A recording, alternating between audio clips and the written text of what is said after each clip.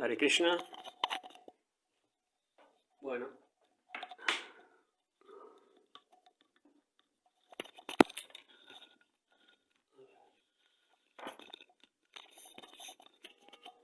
Hare Krishna, ¿se escucha bien?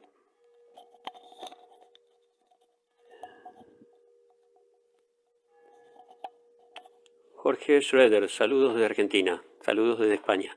Jorge, no sé si se escucha bien, si no tengo que buscar otro micrófono o sacarlo.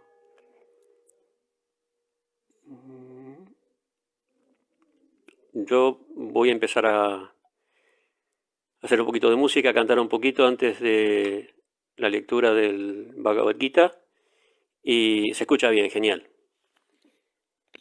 Ok, espero que salga bien.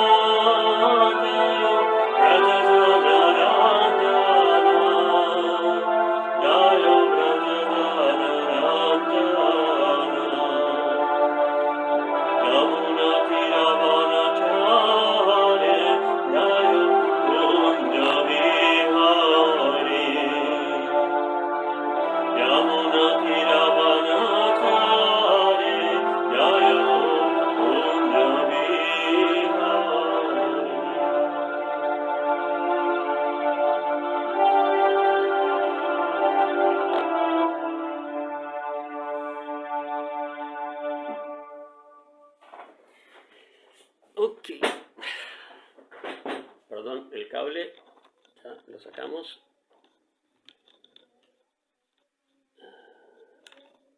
A ver.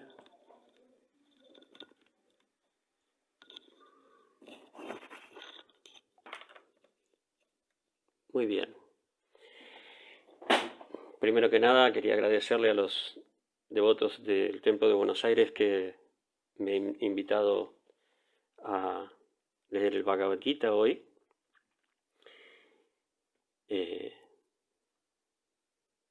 Ya es creo que la tercera vez que me dan esta posibilidad y bueno, para mí es Es un honor, es un placer, es muy importante, a pesar de la distancia y del tiempo, seguir conectado con el Templo de Buenos Aires.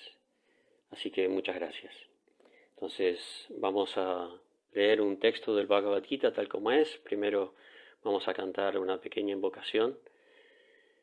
Om Namo Bhagavate Vasudevaya.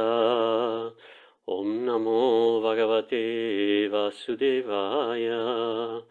Om Namo Bhagavate Vasudevaya.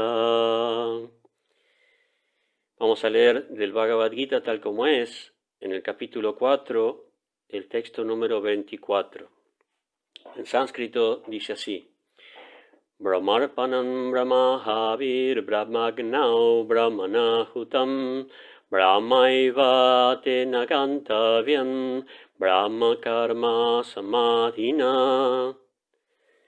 Y la traducción es la siguiente. Dice: una persona que está plenamente absorta en el estado de conciencia de Krishna es seguro que llegará al reino espiritual en virtud de su total contribución a las actividades espirituales en las que la consumación es absoluta y lo que se ofrece es de la misma naturaleza espiritual.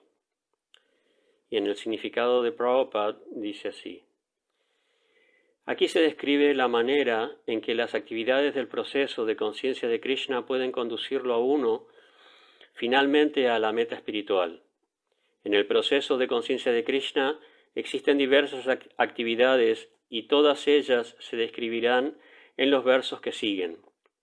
Pero, por el momento, solo se describe el fundamento del estado de conciencia de Krishna. Un alma condicionada, enredada en la contaminación material, es seguro que actuará en la atmósfera material, y sin embargo tiene que salirse de ese ambiente. El proceso mediante el cual el alma condicionada puede salirse de la atmósfera material es el proceso de conciencia de Krishna. Por ejemplo, un paciente que padece de trastornos intestinales por ingerir productos lácteos en exceso es curado mediante otro producto lácteo, el requesón. El alma condicionada y absorta en lo material puede curarse mediante el proceso de conciencia de Krishna tal como se presenta aquí en el Gita. Este proceso se conoce por lo general con el nombre de yagya, o actividades, sacrificios, que se hacen únicamente para la satisfacción de Vishnu o Krishna. Cuanto más las actividades del mundo material se realicen con conciencia de Krishna o únicamente para Vishnu, más se espiritualizará la atmósfera mediante la absorción social total. La palabra Brahma, Brahman, significa espiritual. El Señor es espiritual y los rayos de su cuerpo trascendental se denominan Brahma Jyotir, su refulgencia espiritual. Todo lo que existe se encuentra situado en ese Brahma Jyotir, pero cuando al Jyoti lo cubre la ilusión, Maya, o la complacencia de los sentidos, se denomina material. Este velo material puede ser removido de inmediato mediante el proceso de conciencia de Krishna. Así pues, la ofrenda en aras del estado de conciencia de Krishna, el agente consumidor de dicha ofrenda o contribución, el proceso del consumo, el contribuyente y el resultado son todos en conjunto Brahman, o la verdad absoluta. La verdad absoluta cubierta por Maya se denomina materia. La materia que se acopla por la causa de la verdad absoluta recobra su calidad espiritual. El proceso de conciencia de Krishna es aquel mediante el cual la conciencia ilusoria se convierte en Brahman o el Supremo. Cuando la mente está plenamente absorta en el estado de conciencia de Krishna, se dice que está en Samadhi o en trance. Cualquier cosa que se haga en ese estado de conciencia trascendental se denomina yagya, o sacrificio que se le ofrece al Absoluto. En esa condición de conciencia espiritual, el contribuyente, la contribución, el consumo, el ejecutor o el líder de la celebración y el resultado o ganancia última, todo se vuelve uno en el Absoluto, el Brahman Supremo. Eso es el método de conciencia de Krishna. Leemos nuevamente el verso. Brahmarpanam brahmahavir brahmagnao brahmanahutan brahmaeva tenagantavyam brahma karma samadhina. Una persona que está plenamente absorta en el estado de conciencia de Krishna es seguro que llegará al reino espiritual en virtud de su total contribución a las actividades espirituales, en las que la consumación es absoluta y lo que se ofrece es de la misma naturaleza espiritual. Om Jnanatimmirantasya Jnananjana Shalakaya Chakshuru Militangyana Tasmai Shri Gurave Namaha Gankaroti Pachalam Pangulan Kamyategirim Chakri Patanaham Mande Shri Gurum Dinataranam. Bien, este capítulo, el capítulo número 4, es uno de mis favoritos, porque en este capítulo Krishna empieza a presentarse a sí mismo, empieza a revelarle a Arjuna quién es en Dios, quién es en sí él, ¿no? Arjuna hasta ese momento lo veía como su amigo, como su primo, como alguien sumamente poderoso y bueno y atractivo y todas las cualidades que son descritas en las escrituras como manifiestas por el Señor. Pero aquí él se está presentando, está comenzando a introducirse quién es en realidad y cuál es su relación con el mundo también. Entonces, y le está diciendo también lo que implica conocerlo a él, ¿no? ¿Por qué viene a este mundo? ¿No? Por ejemplo, al principio del capítulo 4 empieza a revelarle las causas de por qué viene, porque Arjuna tenía, en base a algo que Krishna le dijo, le surgió una duda, ¿no? Que cómo podía él haber enseñado esta ciencia del Bhagavad Gita, de la relación con Dios, hacía cientos o miles de años antes y bueno, él no había nacido todavía. Ahí es cuando Krishna empieza a revelarse. Le dice, no, tú y yo hemos venido a este mundo incontables veces, muchísimas veces, pero la diferencia es que yo me puedo acordar de todas y tú no. Entonces yo a veces vengo a este mundo, le dice Krishna, para arreglar las cosas, para restablecer los principios de la religión, para poner las cosas en orden, y mi venida a este mundo no es algo ordinario, no es algo mundano. Entonces aquellas personas que comprenden este hecho, que comprenden esta realidad mía, pueden alcanzar la perfección, ¿no? Porque ellos llegan a conocerme tal como soy, ¿no? Así es la manera en que él comienza a presentarse, a introducirse a Arjuna en este cuarto capítulo. Y por eso a mí me resulta especialmente útil, importante. Yo generalmente cuando abro el Bhagavad Gita siempre caigo en el cuarto capítulo. Aunque esté leyendo otra parte, una cosa me lleva a otra y termino en el cuarto capítulo. También es muy importante porque él describe su relación estoy viendo todos los devotos que están saludando, les agradezco y disculpen si no les respondo a cada uno, pero si no me pierdo, mi capacidad de concentración es sumamente limitada. Entonces les decía que su relación con el mundo también comienza a describirla acá. El verso 4:24 creo que dice Yatamam prapadyante tanstataiva vachamyaham mamavarmanu vartante manusya parta sarvasha. Comienza a revelarse como la verdad absoluta. Prabhupada usa estas dos palabras varias veces en el significado, porque acá Krishna en este capítulo comienza a manifestarse no solo como el Ser Supremo, sino como la verdad absoluta, ¿no? En ese verso que yo acabo de citar en sánscrito, él está diciendo que en la medida en que se entregan a mí, yo los recompenso. Todo el mundo sigue mi sendero de diferentes formas. ¿Por qué está diciendo esto? ¿Por qué está diciendo que todo el mundo sigue sus senderos? Si vemos que en el mundo, en la sociedad, al lado nuestro, las personas, cada una tiene su opinión, cada una profesa la fe, el credo que le parece, algunos creen, otros no creen, otros no saben, teístas, ateístas, agnósticos, de todo, ¿no? En este mundo tenemos de todos los colores. Pero Krishna está diciendo, todo el mundo sigue mi sendero de diferentes formas.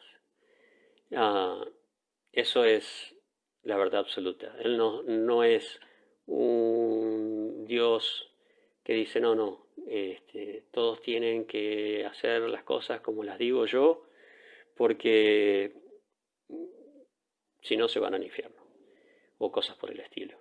Si no se condenan, o no se liberan, o lo que... No, Krishna está diciendo, no, yo estoy en todo, en esta, parafraseando un poco lo que está diciendo, él está diciendo, yo estoy en todas partes, yo soy todo. Y eso no significa, como después lo va a aclarar en otro capítulo, no significa que la conciencia de Krishna sea un panteísmo, que nosotros nos ponemos a adorar, no sé, una mesa, un zapato o un árbol o una lámpara o un teléfono, aunque más de uno lo tiene como una deidad. No, eso significa que Dios es omnipresente, que Dios no está sentado en una nube lejos, despreocupado, sin enterarse o indiferente, ¿no? a lo que pasa en el mundo.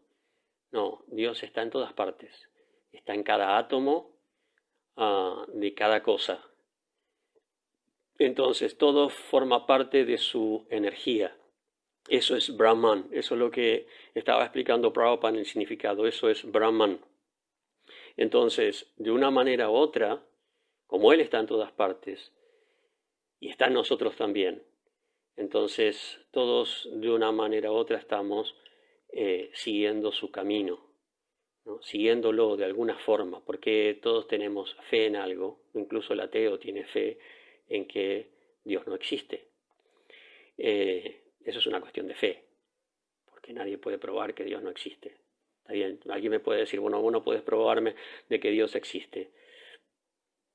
No es muy lógico, pero digamos que aceptamos ese, yo no lo puedo traer acá y presentártelo. No digo que no es muy lógico porque no es cuestión de decir, bueno, Dios baja y que quiero presentarte a esta persona, ¿no? De la misma manera que yo no puedo decir, no sé, al presidente o acá en España no puedo decir a Sánchez, señor, venga porque hay una persona acá que duda de su existencia y quiero presentárselo para ver si, para que compruebe de que realmente existe. No funciona así. No funciona ni siquiera en el mundo, en la sociedad mundana, que decir de que funcione a nivel de la trascendencia, de la espiritualidad, ¿no? Y eso por un lado. Por otro lado, también uno tiene que desarrollar la visión, desarrollar la capacidad para poder percibir las cualidades espirituales del Ser Supremo, porque incluso que viniera, ¿cómo podríamos juzgarlo? Incluso que viniera y se presentara acá, ¿cómo podríamos juzgarlo? ¿En base a qué? ¿Cuál es nuestra experiencia? ¿Cuál es nuestro conocimiento para decir, sí, definitivamente este es Dios? ¿No? ¿Cuántos mesías se han manifestado a lo largo de la historia de la humanidad? Y en fin, no vamos a entrar en eso, pero bueno, el que no, a lo que iba en un principio, el que es ateo también tiene fe, también cree que no hay nadie. No es algo lógico creerlo, por lo que estaba diciendo, porque todo tiene una causa, ¿no? En el mundo podemos ver que todo tiene una causa, todo tiene una razón, y si no creemos en un ser superior que tuvo el deseo de crear y de manifestar este mundo, entonces ¿cómo podemos justificar de dónde viene este mundo? ¿De dónde sale?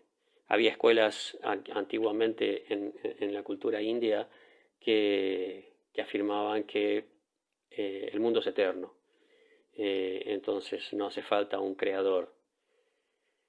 Todavía hay algunas escuelas así. Pero lo que vemos en este mundo es que nada es eterno. Lo que vemos en este mundo es la transformación, el cambio continuo, la manifestación e inmanifestación continua de todas las cosas. Entonces es un poco difícil decir que lo que es constantemente cambiante sea eterno, ¿no? Todo tiene un origen, eso es lo que la naturaleza nos está mostrando. Entonces, ¿cuál es ese origen? Ese origen es Dios.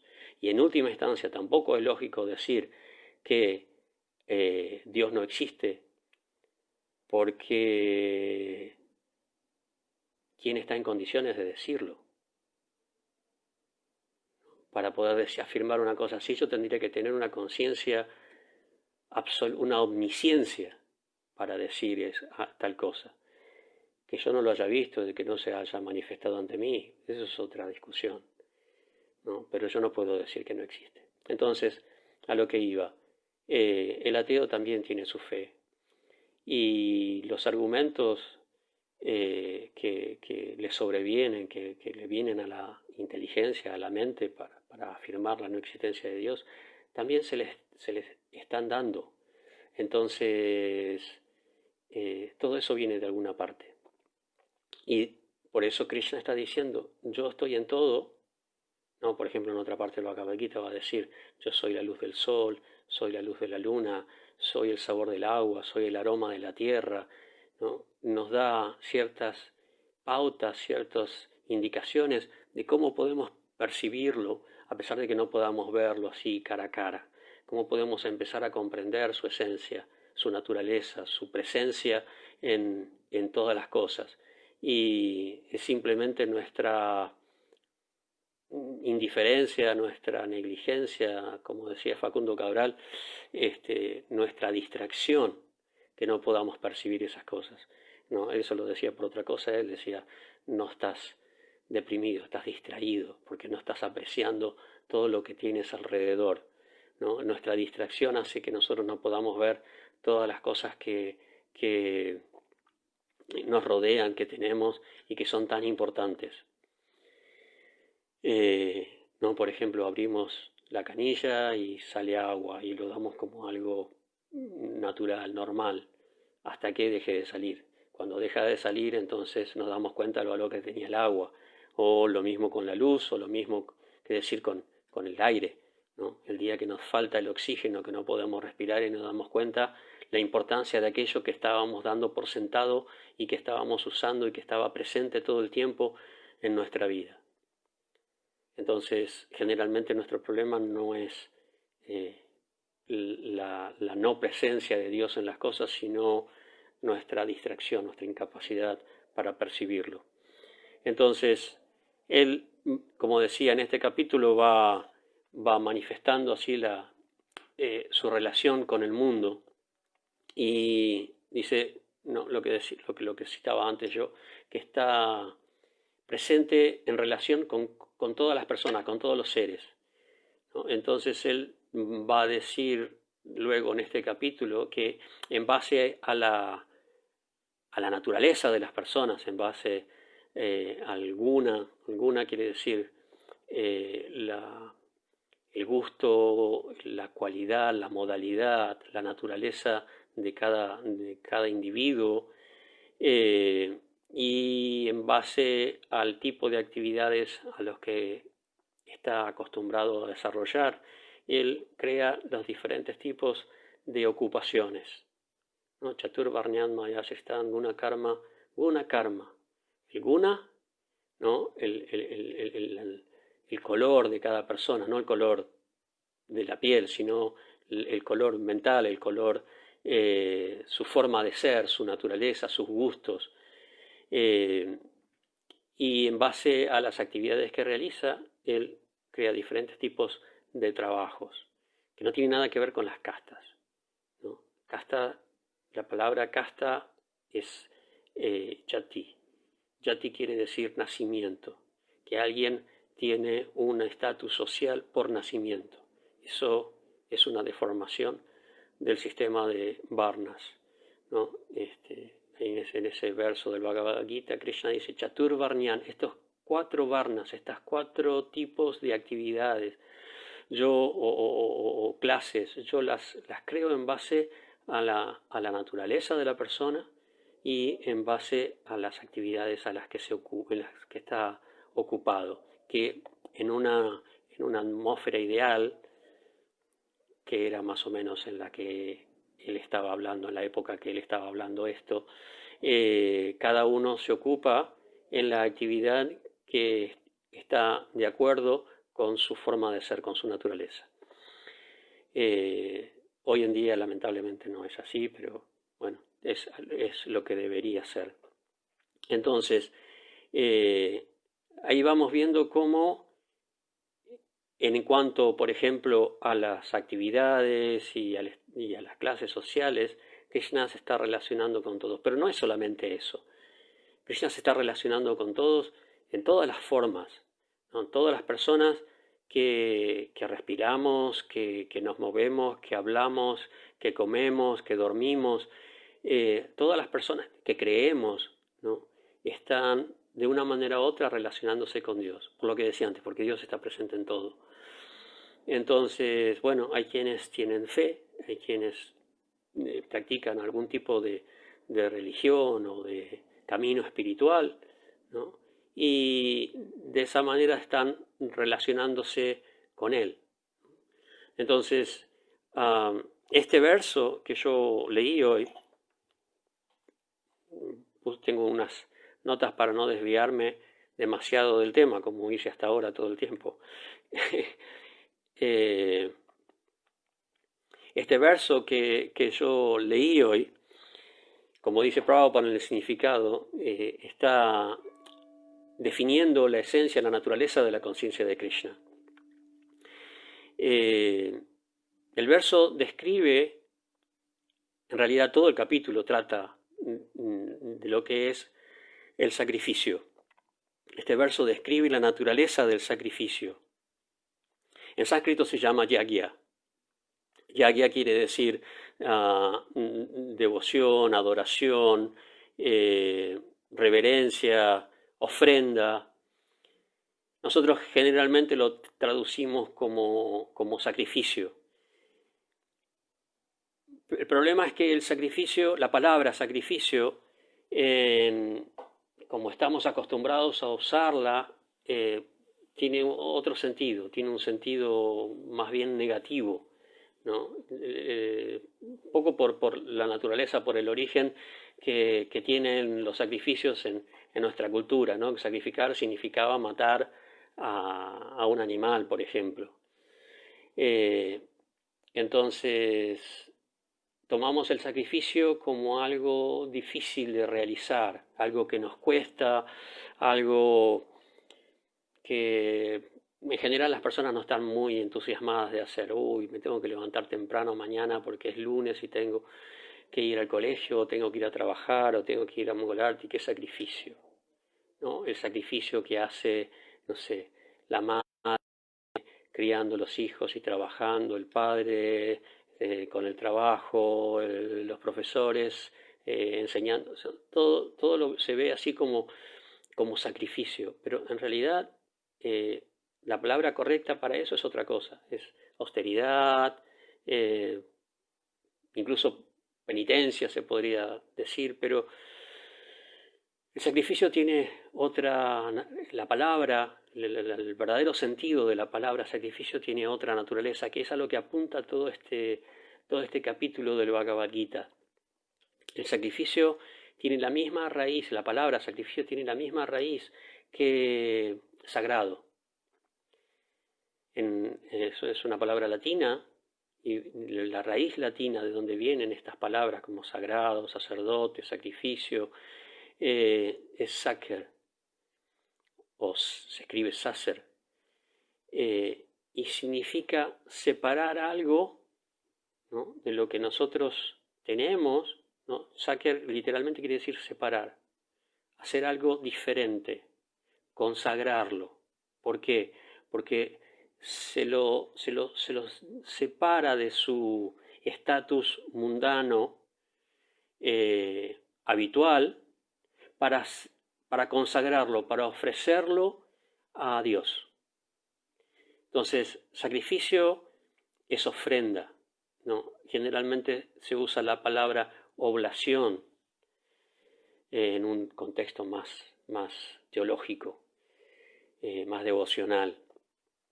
Es una ofrenda, es algo que yo, no supongamos, este lápiz lo puedo usar para, no sé, escribir tonterías, o puedo decir no, este lápiz solamente lo voy a usar para copiar los textos del Bhagavad Gita y escribir notas al lado, o no, solamente para temas que tengan que ver con mi vida espiritual, o solamente voy a usarlo para componer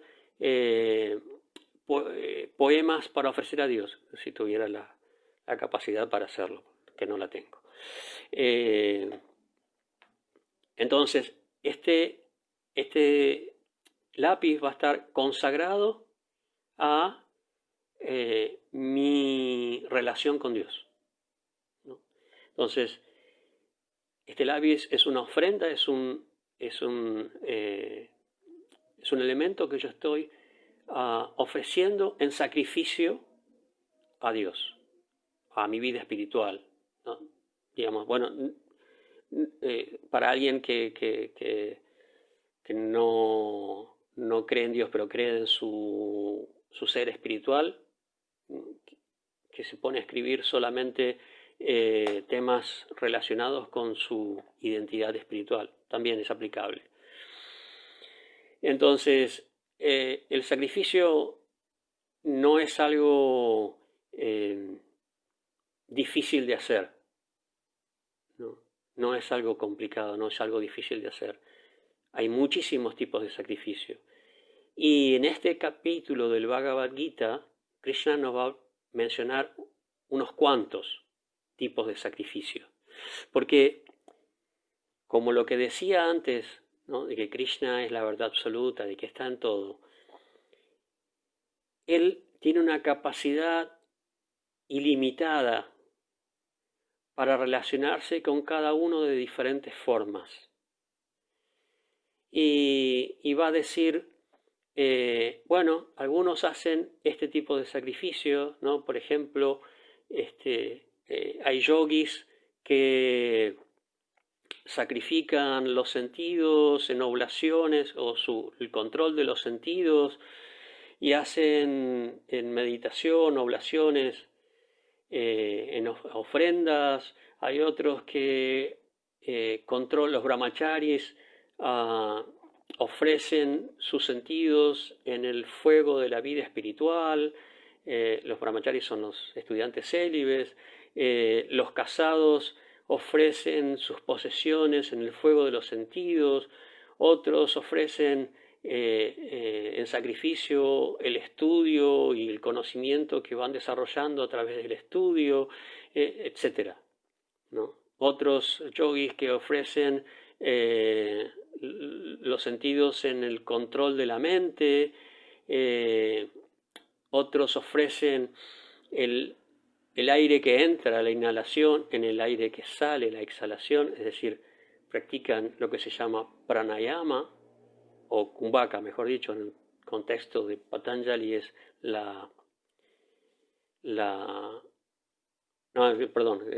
kumbhaka es el contexto del Hatha Yoga. para Patanjali es pranayama.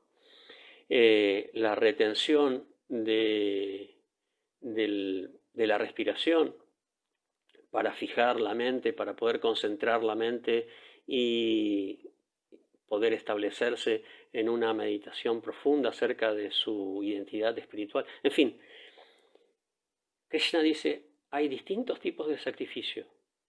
Todos son buenos. Obviamente Krishna no va a mencionar todos los sacrificios que una persona puede hacer. Después, más adelante, va a describir los diferentes tipos o la naturaleza de los diferentes tipos de sacrificios de acuerdo a las cualidades materiales, ¿no? Hay sacrificios que están en la modalidad de la bondad, entonces son muy positivos, son muy iluminadores. Hay sacrificios que están más en la modalidad de la pasión, que tienen que ver con el hecho de, bueno, yo te ofrezco algo, si tú me das algo a cambio, como se ha hecho a lo largo de la historia de la humanidad en prácticamente todas las religiones, ¿no? Por ejemplo, hay una frase en teología, en latín, que lo define, do ut des, ¿no? Yo hago, tú haces. Es decir, más o menos yo te rasco la espalda si tú me rascas la espalda. Es una relación un poco interesada con Dios. O en un contexto más mundano con las divinidades intermedias. Incluso hay toda una escuela de pensamiento, un darshana, en la cultura védica, ¿no? Que se basa se llama el Mimamsa, Purva Mimamsa, Purva Mimamsa, que se basa en esto, en que yo realizo los sacrificios, las ofrendas, cumplo con mis deberes, y Dios está obligado a darme el resultado. Eso, digamos, no es muy, no está mal, pero no está bien tampoco. No es el sentido de la vida espiritual. Entonces, Krishna dice, todos estos sacrificios son buenos, ¿no? Todos los diferentes tipos de sacrificios son buenos, pero es importante que se hagan con conocimiento, ¿no? Por ejemplo, lo que yo estaba describiendo antes del sacrificio interesado, no tiene demasiado conocimiento, tiene un conocimiento, diríamos, superficial, no un conocimiento profundo de la naturaleza del sacrificio como está mencionada en este verso. Entonces, quiero ver,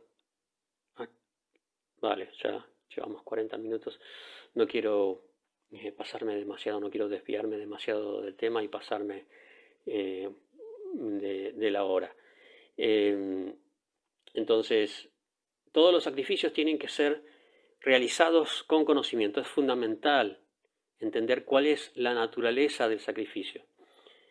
Entonces yo decía que están los sacrificios en la modalidad de bondad, los sacrificios en la modalidad de la pasión, que son para obtener algo, prestigio, fama, bendiciones, no sé, lo que sea. Siempre con esa idea. Y después los sacrificios en la modalidad de la ignorancia, que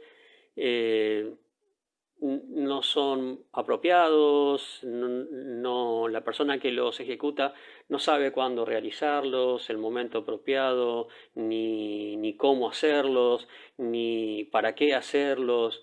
Bueno, se caracterizan por la ignorancia, justamente, que es como se llama esa modalidad, tamaguna, la modalidad de la oscuridad de la ignorancia. Ese tipo de sacrificios no son muy positivos. Entonces, Krishna dice, no, todos los sacrificios son buenos, pero es importante que se realicen con conocimiento. ¿Cuál es la naturaleza del sacrificio? El significado de Prabhupada lo voy a leer porque acá nos da la clave.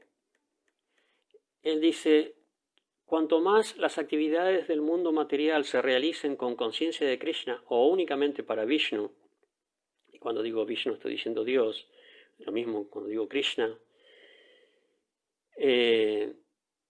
alguien puede llamarle de otra manera, pero es una sola persona.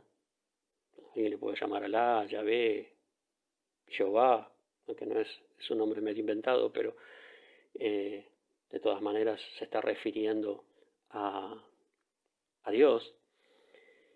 Dice, cuanto más se realicen con conciencia divina, más se espiritualizará la atmósfera mediante la absorción total, mediante la concentración que la persona posee cuando realiza el sacrificio. Sigue diciendo, la palabra Brahman significa espiritual. El Señor es espiritual. Y los rayos de su cuerpo trascendental se denominan Brahma Jyotir, que quiere decir el brillo del Brahman, que está en todas partes. Entonces él sigue diciendo, todo lo que existe se encuentra en ese Brahma Jyotir, todo lo que existe. Nosotros ahora en este momento estamos en el Brahma Jyotir.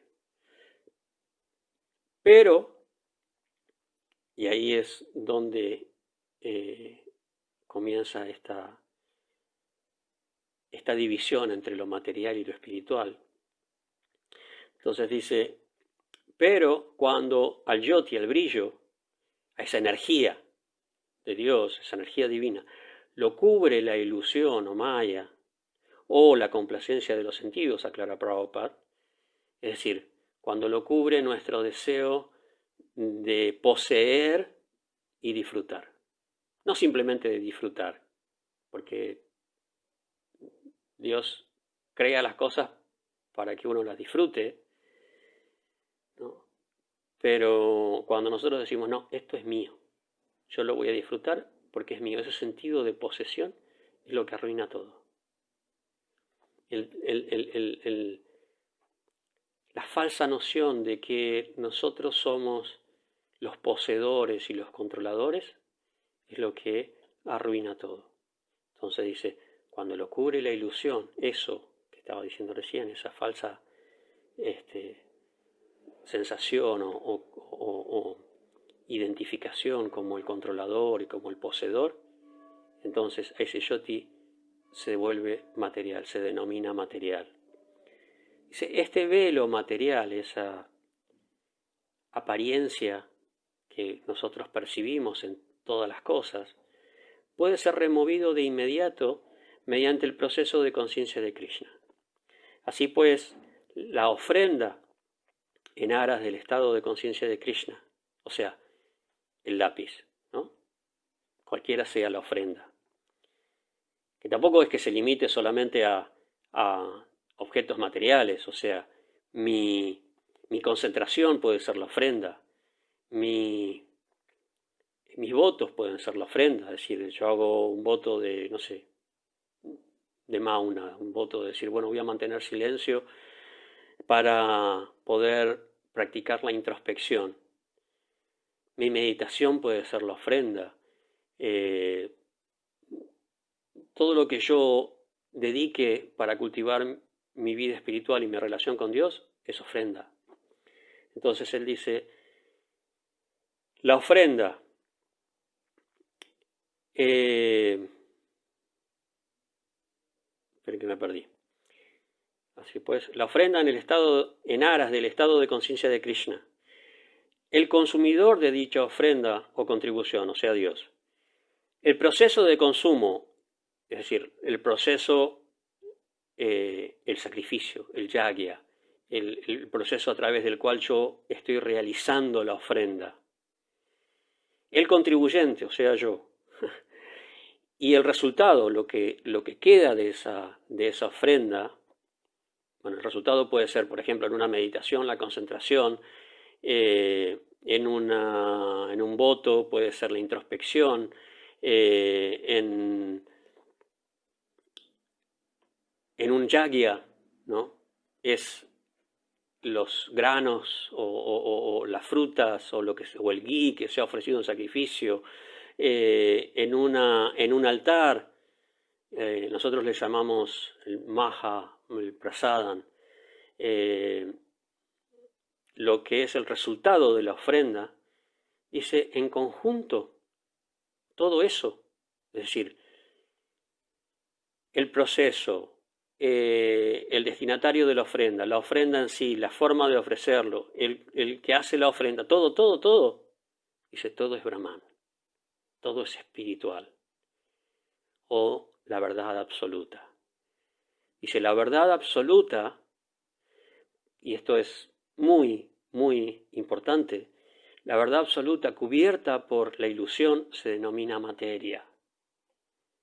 Es lo mismo que estaba diciendo antes, pero aquí lo dice en 4 o 5 palabras. Pero esa misma materia él dice que se acopla por la causa de la verdad absoluta, es decir, esa misma materia que se dedica a Dios, recobra su cualidad espiritual. Eso es la esencia del sacrificio. Es decir, si yo hago, por ejemplo, como decía antes, un sacrificio en la modalidad de la pasión y realizo una ofrenda y con todo un proceso muy elaborado y muy cuidadoso y toda la perfección, me vuelvo un experto en ofrecer rituales, pero para obtener algo, para disfrutarlo yo, sigue siendo material. No cumple con la naturaleza, la esencia de para qué estaba destinado. Por eso es importante comprender este verso que Krishna le está hablando a Arjuna. Dice, en virtud de su total contribución a las actividades espirituales, la persona que está realizando el sacrificio. Dice, en virtud de su total contribución a las actividades espirituales en las que la consumación es absoluta, es decir, todo está incluido, todo alcanza el estatus, la plataforma espiritual, en las que la consumación es absoluta y lo que se ofrece es de la misma naturaleza espiritual. Por eso los devotos de Krishna, siguiendo las instrucciones de Krishna en el Bhagavad Gita, ofrecen, por ejemplo, todo lo que comen, ¿no? Pero Krishna en realidad no se limita a eso. Krishna no dice solo ¿no? el verso que se refiere a la comida. Dice, Patram pushpam falantoyan yome bhaktya prayachati tataha bhakti uparitan ushnami prayatatmana. Ofréceme una flor, una fruta, un poco de agua, una hoja, tal, cosas muy simples, y yo las aceptaré, ¿no? En otra parte él va a decir, ¿no? Los devotos se liberan de todo tipo de reacciones, de karma, ofreciéndome todo lo que consumen. Pero Krishna no se va a limitar ahí. Krishna va a decir más adelante, todo lo que hagas. Yat karoshi atashnoshi, yat yuhosi dadasi yat tapasyasi kaunteya tat kurushva mat arpanam. Todo lo que hagas, todo lo que comas, todo lo que ofrezcas o regales, todos los sacrificios que hagas, no todas las ofrendas, todas las austeridades y penitencias que realices, todo debes hacerlo como una ofrenda. Eso es el ideal. Eso es lo que quisiéramos todos aquellos que estamos en este sendero poder realizar cada momento de nuestra vida. No es fácil, porque estamos bastante acostumbrados a hacer lo contrario, ¿no? Lo que yo decía antes, ¿no? Esto es mío, esto es para mí, ¿no? Llevamos incontables vidas haciendo esto, entonces no es algo que podamos realizar. Yo puedo leerlo, entenderlo, compartirlo, explicarlo, y cuando llega el momento de ponerlo en la práctica las 24 horas del día no puedo. Puedo hacerlo por momentos. Cosas que ayudan son, por ejemplo, hay diferentes elementos que pueden facilitar que mi mente haga ese cambio, haga ese clic de yo y mío a, a, a la verdad absoluta, a Dios, al todo, a Krishna. Por ejemplo, ¿no? Como decía antes, que los devotos realizan la ofrenda de lo que van a consumir, de lo que van a comer. Eso es una forma, ¿no? Yo voy a emprender una actividad, un trabajo, y primero que nada trato de recordar cuál debe ser la naturaleza de mi actividad, ¿no? Como sacrificio. Trato de acordarme a través de un mantra, por ejemplo. Recito un mantra y que me ayude a concentrarme, a aplicar mi conciencia en lo que estoy haciendo. Otra forma es hacer rituales que que tengan un proceso en el cual yo me tenga que concentrar. Pero bueno, estas cosas son más fáciles de aplicar en cierto tipo de actividades. ¿Cómo hago yo para acordarme cuando voy, no sé, caminando en la calle, cuando estoy trabajando, cuando me estoy limpiando? Mi experiencia personal es que el compromiso ayuda. Es decir, yo tomo la decisión de hacer algo que voy a ofrecer, de hacer algo cuyo resultado después voy a ofrecer a Dios. Entonces, si yo me comprometo con ese objetivo, con esa meta, va a ser mucho más fácil que yo pueda estar consciente de que la naturaleza de lo que estoy haciendo no es material, no es mundana, no es para mí, ¿no? En mi experiencia, mi compromiso con mi servicio es un porcentaje muy alto de mi vida espiritual. Cada uno tiene los aspectos que les atrae más. A mí el estudio, el conocimiento son importantes, pero lo más importante y lo que más me ha ayudado a mantenerme, ¿no?, a lo largo de estos tantos años ha sido siempre el compromiso con el servicio, con el movimiento de Prabhupada, con la difusión del conocimiento que Prabhupada nos dio, con el agradecimiento que yo siento por haber recibido esto, que cambió mi vida por completo, ¿no?, que me hizo lo que soy hoy. Y mi compromiso para compartirlo, para transmitirlo, para ayudar por lo menos a transmitir. Si yo no lo puedo transmitir, porque bueno, hay cosas que no son fáciles para mí, por lo menos ayudar a aquellos que sí pueden hacerlo. Eso siempre me ha ayudado muchísimo. Entonces, y esto es algo que quiero compartir con ustedes, ¿no?, que algo que favorece a esa conciencia de Krishna, a esa conciencia espiritual, a poder trasladar nuestras actividades materiales o nuestras actividades mundanas, etcétera, a un nivel espiritual, es bueno, los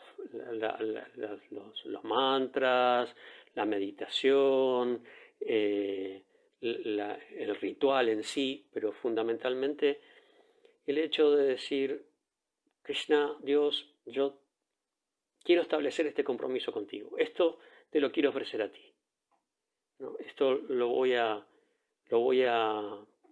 hacer, lo voy a tratar de conseguir para ofrecértelo. Entonces eso ayuda a cambiar muchísimo la conciencia de la persona, nuestra conciencia.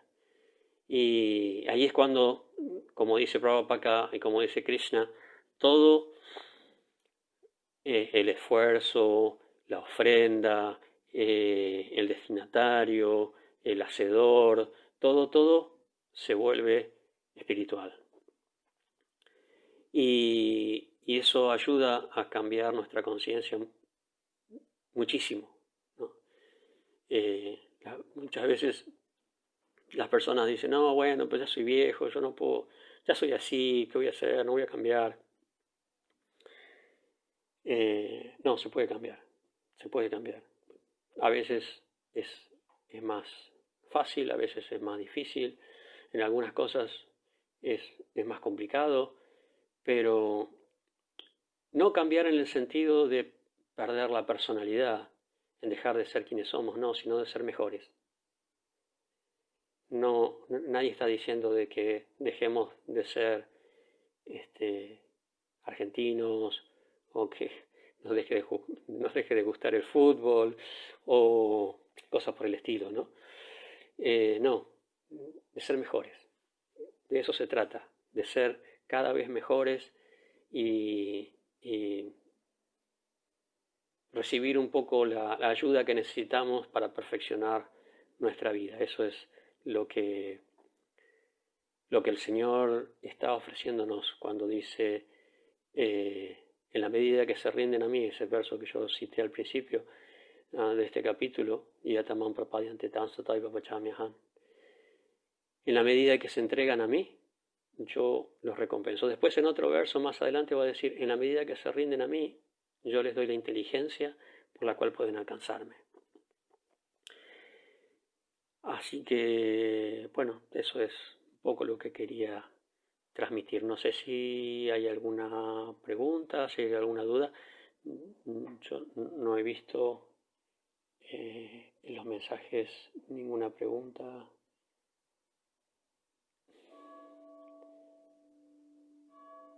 Muchas gracias a todos por los saludos. Realmente me entusiasma muchísimo, ¿no? Como decía, no solo estar en contacto con todos ustedes, ¿no? Sino ser consciente de que están ahí, porque yo en realidad me estoy hablando y me estoy viendo a mí mismo, y no es bueno saber que estoy hablando con alguien. Si no, bueno, me cuesta hablar, ya me cuesta hablar con las personas, que decir hablar con un teléfono. Así que les agradezco todos los saludos, que de esa manera sé que están ahí. Entonces, bueno, espero que podamos encontrarnos nuevamente en el futuro. Espero que haya sido más o menos claro, que haya aportado algo útil. Gracias nuevamente. Hare Krishna.